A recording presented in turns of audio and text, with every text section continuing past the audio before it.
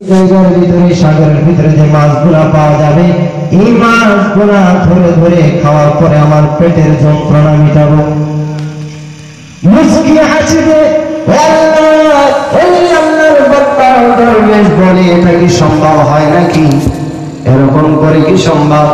তোমার ছোট্ট ছোট্ট যদি কাল কিয়ামত পর্যন্ত যদি এই ছোট্ট ঠোঁট দিয়া তুমি যদি নদীটাকে হাসো, সম্ভব হবে না। কোটি কোটি বার তুমি যদি জন্মগ্রহণ করো, কোটি কোটি বার তুমি যদি জন্মগ্রহণ করো, তারপরেও যদি তুমি নদী শেষ, তোমার কখনোই সম্ভব হবে না। পাখি ডাক দিয়ে বলে, ও আল্লাহর ওলি,